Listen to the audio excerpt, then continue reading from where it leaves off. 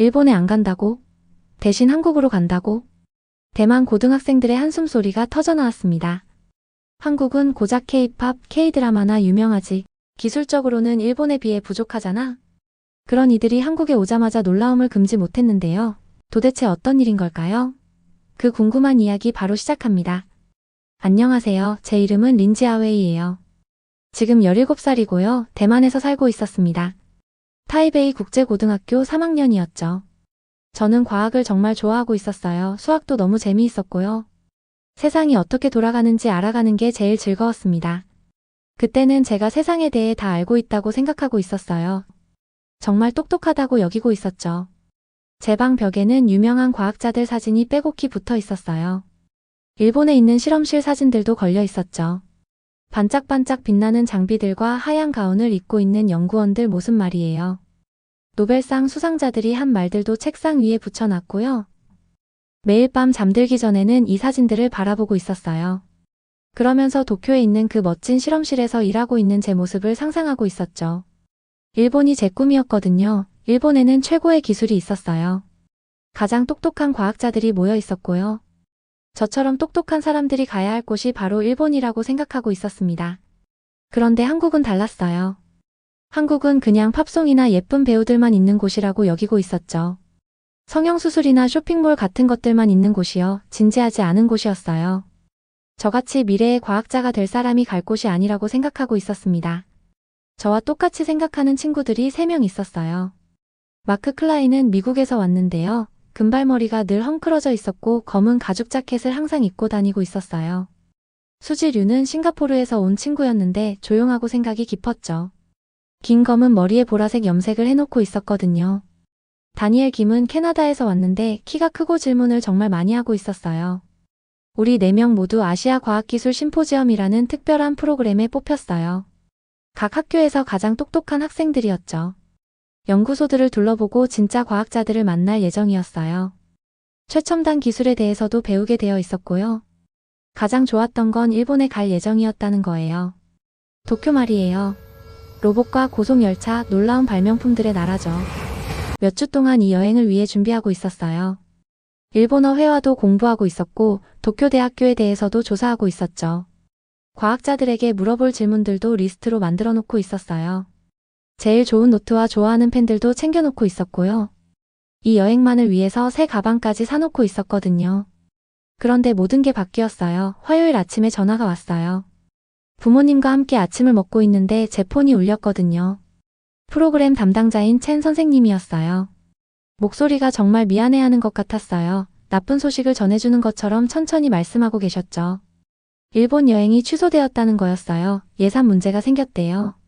일본 대학들과 일정 조율도 잘 안 되고 있었다고 하더라고요. 대신 서울, 한국으로 가게 되었다는 거였어요. 누가 제배를 한 대 친 것 같은 기분이 들고 있었어요. 도쿄의 멋진 실험실들을 구경하겠다는 꿈이 모두 무너져 내리고 있었거든요. 그동안 열심히 준비했던 모든 것들이 쓸모없어진 것 같았어요. 바로 새 친구들에게 전화했어요. 마크도 실망하고 있었어요. 수지는 한참 동안 조용하고 있었죠. 다니엘은 질문을 많이 하고 있었는데 아무도 제대로 된 답을 해줄 수 없었어요. 그날 오후에 학교 근처 카페에서 만났어요. 4명이 작은 테이블에 둘러앉아서 버블티를 마시며 서로 위로하고 있었죠. 아무도 입 밖으로 말하려고 하지 않았지만 우리 모두 같은 생각을 하고 있었어요.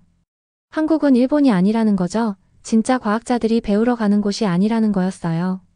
속았다는 느낌이 들고 있었고 화도 나고 있었어요. 그 다음 사흘 동안 빠져나갈 방법을 찾아보고 있었어요. 프로그램 사무실에도 전화해봤고요. 부모님께 부탁해서 학교에도 연락해보라고 했어요. 아직 자리가 남아있는 다른 과학 프로그램들도 찾아보고 있었죠. 아무것도 안 됐어요. 항공권은 이미 끊어져 있었고 호텔도 예약되어 있었어요. 한국 비자도 벌써 나와 있었고요. 좋든 싫든 서울로 가야 하는 상황이 되어버린 거죠. 떠나기 전날 밤에 제 방에 앉아서 일본 실험실 사진들을 바라보고 있었어요. 정말 답답하고 실망스러웠거든요. 이 여행이 제 인생을 바꿔줄 거라고 생각하고 있었는데 말이에요. 세계적으로 유명한 과학자가 되기 위한 첫 번째 발걸음이 될 거라고 기대하고 있었죠. 그런데 대신 팝송 뮤직비디오나 만드는 나라에서 일주일을 헛되이 보내게 생긴 거예요. 올리브색 재킷과 공부용 노트들을 아무 기대 없이 짐에 넣고 있었어요. 카메라도 챙겼지만 재미있는 사진을 찍을 거라고는 생각하지 않고 있었죠. 꿈도 함께 짐에 넣었는데 무겁고 쓸모없게 느껴지고 있었어요. 가방 지퍼를 올리면서 혼자 다짐을 했어요. 한국에는 가겠다. 해야 할 일들도 하겠다. 예의 바르고 정중하게 굴겠다. 하지만 기대하는 척하지는 않겠다고 말이에요. 그냥 참고 넘어가야 할 일이라고 생각하고 있었거든요. 한국 다녀온 다음에 진짜 기회를 찾아보겠다. 한국 다녀와서 진짜 꿈을 추구하겠다고 생각하고 있었어요. 그때는 제가 알고 있다고 생각했던 모든 것들이 완전히 바뀌게 될 거라는 걸 전혀 몰랐거든요. 대만에서 한국까지 비행기로 2시간 반밖에 안 걸렸어요. 저는 비행시간 대부분을 창밖을 바라보며 보내고 있었어요. 아래 구름들을 계속 지켜보고 있었죠. 뱃속이 불안하더라고요. 비행기가 무서워서가 아니라 또 실망하게 될까봐 걱정되고 있었거든요. 인천국제공항에 도착했을 때는 그냥 평범한 곳일 거라고 생각하고 있었어요. 긴 줄에 서서 기다리고 어리둥절한 관광객들이 있고 읽을 수도 없는 한국어 표지판들만 있을 거라고 예상하고 있었죠. 완전히 틀렸어요. 비행기에서 내린 그 순간 마치 미래로 걸어 들어간 것 같은 느낌이 들고 있었어요. 공항이 엄청나게 크고 밝고 아름다웠거든요. 모든 게 깨끗하고 반짝반짝 빛나고 있었어요. 천장이 너무 높아서 제가 정말 작게 느껴질 정도였죠. 그런데 가장 놀라운 건 모든 것이 얼마나 잘 돌아가고 있었는지였어요. 출입국 심사대에 긴 줄이 없었어요. 대신 여권을 자동으로 스캔해주는 기계들이 있었거든요. 여권을 유리면 위에 올려놓았어요. 카메라가 제 얼굴 사진을 찍고 있었고요. 초록불이 깜빡거렸어요. 게이트가 열렸고요. 전체 과정이 30초도 안 걸렸어요. 입을 벌린 채 그 자리에 서 있었거든요. 제가 지금까지 본 어떤 공항보다도 빠르고 매끄러웠어요. 인터넷에서 읽어봤던 일본 공항들보다도 더 좋았어요. 마크가 제 옆으로 걸어왔어요. 파란 눈이 놀라움으로 크게 떠져 있었죠. 평소처럼 열심히 생각할 때 하는 것처럼 헝클어진 금발머리를 손으로 쓸어 넘기고 있었어요. 수지는 폰으로 사진을 찍고 있었어요. 여러 기계들 사이를 우아하게 움직이면서 어떻게 작동하는지 시험해보고 있었죠. 보라색으로 염색한 머리카락이 밝은 공항 조명에 반짝이고 있었어요. 다니엘은 공항 직원에게 질문을 하고 있었어요. 직원분이 완벽한 영어로 대답해주고 있었는데 다른 여행객이 다가오자 일본어로 바꿔서 말하더라고요. 또 다른 사람에게는 스페인어 같은 언어로 이야기하고 있었어요. 우리말로 대화할 수 있는 안내 키오스크도 있었어요. 중국어 버튼을 누르자 화면이 바로 바뀌었거든요. 나오는 목소리도 자연스럽고 친근했어요. 지하철역으로 가는 길을 알려주고 있었고요. 날씨도 알려주고 심지어 맛집까지 추천해주고 있었어요. 교통 시스템은 정말 처음 경험해보는 거였어요. 지하철, 버스, 고속철도가 모두 완벽하게 연결되어 있었거든요. 표지판들이 올바른 방향을 가리키고 있었고요. 전광판에는 다음 기차가 정확히 언제 올지 보여주고 있었어요. 모든 게 시간에 맞춰 돌아가고 있었죠. 서울로 가는 기차가 부드럽게 달리고 있을 때 창문에 얼굴을 바짝 대고 밖을 바라보고 있었어요. 밖 풍경은 푸르고 언덕이 많았어요. 현대적인 건물들과 옛날 전통 건물들이 섞여 있었죠. 모든 게 깨끗하고 잘 정리되어 보였어요. 가슴속에서 이상한 느낌이 들기 시작했어요. 더 이상 실망감이 아니었어요. 일본을 놓쳤다는 화도 아니었고요. 뭔가 새로운 거였어요. 전에 느껴본 적 없는 감정이었죠. 바로 호기심이었어요. 다음날 아침에 DMZ를 구경하러 갔어요. 북한과 남한 사이의 경계선이죠. 역사책에서 읽어본 적은 있었지만 직접 보는 건 완전히 달랐어요. 임진각이라는 곳에 서 있었어요. 앞에는 자유의 다리라고 불리는 다리가 있었죠. 그 다리 너머에 북한이 있었어요. 너무 가까워서 선명하게 보이고 있었는데 마치 다른 행성에 있는 것 같았어요. 우리 가이드는 눈이 따뜻하고 목소리가 부드러운 여성분이었어요. 그냥 사실이나 날짜만 말해주는 게 아니었어요. 분단된 나라에서 사는 게 어떤 기분인지 이해할 수 있게 도와주고 있었거든요. 경계선 때문에 헤어진 가족들 사진을 보여주셨어요. 남한이 어떻게 현대적인 나라로 발전했는지, 그러면서도 항상 통일을 희망하고 있었는지 설명해 주셨어요. 수지가 눈에서 눈물을 닦고 있는 걸 봤어요. 평소에 거의 조용하지 않은 마크도 말없이 있었거든요. 다니엘은 질문하는 걸 멈추고 그냥 듣고만 있었어요. 그 다리를 바라보며 그곳에 서 있으니까 중요한 걸 깨닫기 시작했어요. 이건 그냥 관광지가 아니었어요. 재미를 위한 구경거리도 아니었고요. 수백만 명의 사람들에게는 진짜 현실이었던 거예요. 남한은 전쟁의 그림자 속에서 살면서도 놀라운 기술과 아름다운 도시들을 만들어냈어요. 이별과 상실의 무게를 짊어지면서도 풍요로움을 이뤄냈고요. 매일매일 두려움 대신 희망을 선택하고 있었던 거죠. 그날 오후에는 북촌 한옥마을을 걸어 다녔어요. 한옥이라고 불리는 전통 한국 집들로 가득한 동네였거든요. 이 집들은 수백 년 된 거였어요. 나무 뼈대와 구부러진 지붕이 마치 동화 속에서 나온 것 같았죠. 그런데 놀라운 부분이 있었어요. 이 오래된 집들이 그냥 박물관이 아니었거든요. 사람들이 실제로 살고 있었어요. 그리고 현대 기술로 업데이트되어 있었고요. 200년 된 한옥 안에 만들어진 카페에 들어가 봤어요. 바닥은 온돌이라는 옛날 난방 시스템으로 따뜻하게 데워지고 있었어요. 그런데 고속 인터넷도 있었거든요. 폰 충전할 수 있는 콘센트도 있었고요. 전통 나무 가구 옆에 최신식 커피 머신이 놓여 있었어요. 따뜻한 바닥에 방석을 깔고 앉아서 뜨거운 차를 마시며 카페 와이파이를 쓰고 있었어요. 창밖으로는 오래된 나무 기둥들과 전통 기와 지붕이 보이고 있었는데 제 폰은 다른 현대적인 건물에서처럼 인터넷에 잘 연결되어 있었거든요. 이건 옛것과 새것 중에서 하나를 선택하는 게 아니었어요. 둘이 함께 잘 어울리게 만드는 거였죠. 노트를 꺼내서 생각을 적어보려고 했어요. 그런데 멈췄거든요. 어떤 것들은 글로 담을 수가 없었어요. 어떤 것들은 느껴야만 하는 거였죠. 한국에 와서 처음으로 정말로 웃었어요. 진짜 웃음이었거든요. 정말 어쩌면 어떤 교과서도 가르쳐줄 수 없는 걸 배우게 될 것 같았어요. 한국에 온 지 사흘째 되는 날, 한국명문대학교를 구경하러 갔어요. 제가 그동안 기다리고 있었던 순간이었거든요. 드디어 한국 과학이 정말 어떤 건지 볼 수 있는 거였어요. 드디어 제가 꿈꿔왔던 일본 실험실들과 비교해 볼 수 있는 거였죠. 연구 건물로 들어가면서 괜찮기는 하지만 그렇게 대단하지는 않은 장비들을 볼 거라고 생각하고 있었어요. 흥미롭기는 하지만 세상을 바꿀 정도는 아닌 실험들을 보게 될 거라고 예상하고 있었죠. 조금 실망스럽겠지만 그래도 예의 바르게 행동하리라고 마음먹고 있었어요. 그런데 대신 이해하려고 애쓰다가 머리가 아플 정도인 세상으로 걸어 들어간 거였어요. 처음 구경한 실험실에서는 컴퓨터 칩을 만들고 있었어요. 그런데 이건 평범한 컴퓨터 칩이 아니었거든요. 너무 작아서 나노미터라는 단위로 측정하고 있었어요. 나노미터가 얼마나 작은지 아세요? 사람 머리카락 굵기와 같으려면 100만 개가 필요할 정도로 작은 거예요. 연구 책임자분이 폭이 겨우 2나노미터인 칩을 보여주셨어요. 핀셋으로 조심스럽게 들고 계셨거든요. 현미경으로 보니까 금속과 유리로 만든 아주 작은 도시 같았어요. 이 미세한 도시의 모든 길과 건물이 완벽하게 정확하게 계획되고 만들어져 있었어요.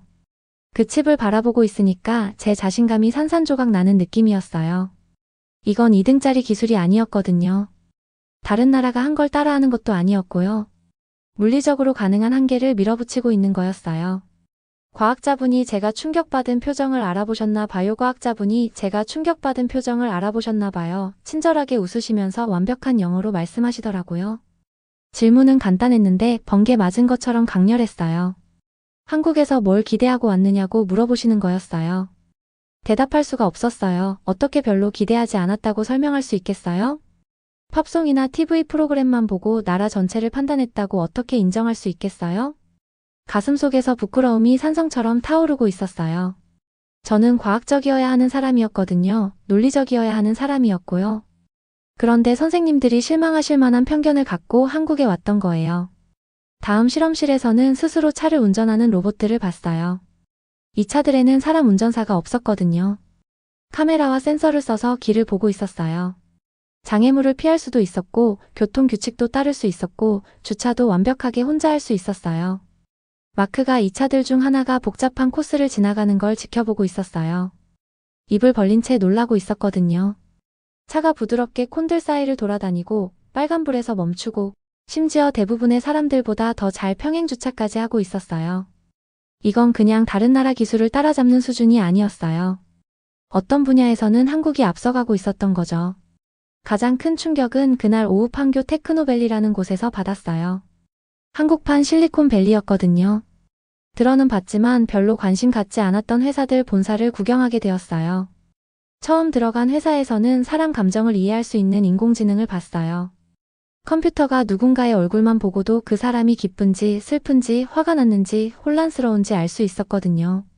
거기에 맞는 말과 행동으로 반응할 수도 있었고요. 또 다른 회사에서는 너무 실감나는 가상현실을 경험했어요. 고글을 쓰고 있다는 걸 깜빡할 정도였거든요. 마치 옛날 궁궐을 걸어다니고 산 위로 날아다니는 것 같은 느낌이었어요. 그런데 가장 큰 충격은 이미 자기 회사의 대표가 된 10대를 만났을 때였어요. 겨우 18살이었거든요. 저보다 한 살밖에 많지 않았어요. 말을 글자로 실시간으로 바꿔주는 앱을 만들어서 청각장애인들을 도와주고 있었어요. 전 세계에서 이미 수백만 명이 그의 발명품을 쓰고 있었거든요. 그 친구가 사업 계획을 설명하는 걸 앉아서 듣고 있으니까 제가 정말 작게 느껴졌어요. 저는 언젠가 과학자가 되겠다고 꿈만 꾸고 있었는데 그 친구는 이미 과학자가 되어 있었거든요. 저는 이론만 공부하고 있었는데 그 친구는 진짜 사람들의 진짜 문제를 해결하고 있었어요. 그날 저녁에 끔찍한 일이 생겼어요. 익숙하지 않은 음식을 먹고 배탈이 났거든요. 배가 아프고 어지럽고 몸에 힘이 없었어요. 큰일 났다고 생각했어요. 언어 장벽도 있을 거고 병원 절차도 복잡할 거고 몇 시간 동안 기다리면서 괴로워할 거라고 예상하고 있었거든요. 그런데 호텔 직원분들이 바로 의료진을 불러주셨어요. 저와 함께 병원까지 따라와 주셨고요. 제가 기다리는 동안 곁에 있어 주셨어요. 의사 선생님이 하시는 말씀을 제가 다 이해할 수 있도록 도와주셨고요. 병원 자체도 미래에서 온 것 같았어요. 컴퓨터 화면으로 접수를 했거든요. 전광판에는 얼마나 기다려야 하는지 정확히 나와 있었고요. 의사 선생님이 영어로 말씀해 주시면서 모든 걸 명확하게 설명해 주셨어요. 전체 과정이 빠르고 효율적이었고 놀랍게도 비용도 별로 안 들었어요. 그런데 가장 감동적인 건 기술이 아니었어요. 바로 친절함이었거든요. 우리 프로그램에서 온 젊은 여직원분이 저와 함께 3시간 동안 있어 주셨어요. 물도 가져다 주시고 제가 편하게 있을 수 있도록 신경 써 주셨거든요. 왜 이렇게 많이 도와주시는지 물어봤더니 대답이 간단했어요. 제가 손님이라고 하시더라고요. 배움이 불편함 때문에 방해받아서는 안 된다고 말씀하시면서요. 그날 밤 호텔 침대에 누워서 몸이 좀 나아진 상태로 천장을 바라보고 있었어요. 그러면서 제 자신에 대한 진실과 마주하고 있었거든요. 저는 한국에 오면서 제가 우월하다고 생각하고 있었어요. 제 지식과 제 배경이 저를 특별하게 만든다고 믿고 있었거든요. 하지만 모든 걸 잘못 생각하고 있었던 거예요. 한국이 다른 나라들보다 뒤처져 있는 게 아니었어요. 많은 면에서 앞서 있었거든요. 한국 과학자들이 다른 사람들을 따라하고 있는 것도 아니었어요. 미래를 발명하고 있었던 거죠. 그리고 한국 사람들은 기술적으로 앞서 있을 뿐만 아니라 친절하고 세심하고 너그러웠어요. 저는 17년 동안 제가 똑똑하고 논리적이라는 이미지를 만들어 왔거든요. 그런데 지금 할 수 있는 가장 똑똑하고 논리적인 일은 제가 무지하고 편견에 사로잡혀 있었다는 걸 인정하는 거였어요. 수지가 제 방문을 살살 두드렸어요. 제가 뭔가 어려운 일로 고민하고 있다는 걸 눈치챈 것 같았거든요. 제가 얼마나 혼란스럽고 부끄러운지 이야기했더니 잠시 조용히 앉아 있다가 모든 걸 바꿔버리는 말을 해주었어요. 틀렸다는 게 중요한 게 아닐지도 모른다고 하더라고요. 배울 준비가 되었다는 게 중요한 거라고요. 제 인생에서 처음으로 정말로 배울 준비가 되어 있었어요. 한국에서 마지막 사흘이 제가 세상을 보는 방식을 완전히 바꿔놓았어요. 5째 날에는 아시아 청년 교류라는 특별한 모임에 참석했어요. 홍대라는 동네에서 열렸는데 젊은 사람들과 미술관, 아늑한 카페들이 가득한 곳이었거든요. 한국의 가장 유명한 대학교에서 온 학생들과 동그랗게 둘러앉았어요. 이 한국 학생들이 정말 놀라웠어요. 저만큼 영어를 잘하고 있었거든요. 많은 학생들이 일본어, 중국어도 할 줄 알았고 때로는 스페인어나 프랑스어까지 할 줄 아는 친구들도 있었어요. 그런데 가장 인상 깊었던 건 언어 실력이 아니었어요. 바로 세상을 바라보는 생각이었거든요. 제가 대만이 컴퓨터 칩 만드는 걸로 유명하다고 말했을 때 그 친구들이 대만을 경쟁 상대로 볼 거라고 생각하고 있었어요. 기술 면에서 대만이 한국보다 나을지도 모른다고 걱정할 거라고 예상하고 있었죠. 그런데 대신 그 친구들의 눈이 흥미로 반짝 빛나기 시작했어요. 바로 협력 아이디어에 대해 이야기하기 시작하더라고요. 한국 회사들이 대만 회사들과 어떻게 함께 일할 수 있을지 알고 싶어 했어요. 지식을 나누고 함께 새로운 발명품을 만드는 것에 대해 이야기하고 있었거든요. 공학과 학생 한 명이 한 말이 제 마음속에 영원히 남아있어요. 경쟁보다는 협력이 더 큰 가치를 만들어낸다고 하더라고요. 서로 이기려고 하는 대신 함께 일한다면 얼마나 놀라운 것들을 만들 수 있을지 상상해보라고 했어요. 거기 앉아서 제 옛날 생각 방식이 완전히 무너지는 걸 느끼고 있었어요. 저는 늘 나라들과 회사들이 성공하려면 서로 싸워야 한다고 믿고 있었거든요. 한 명의 승자, 한 개의 최고 나라, 한 그룹의 가장 똑똑한 사람들만 있을 수 있다고 생각하고 있었어요. 그런데 이 한국 학생들이 다른 방법을 보여주고 있었던 거예요. 서로 도와주면 모두가 이길 수 있다고 믿고 있었거든요. 지식을 나누는 게 모두를 약하게 만드는 게 아니라 더 똑똑하게 만든다고 믿고 있었어요. 그날 밤에는 한강에서 배를 탔어요. 배가 어두운 물 위를 천천히 움직이는 동안 서울의 불빛들이 사방으로 반짝이고 있었거든요.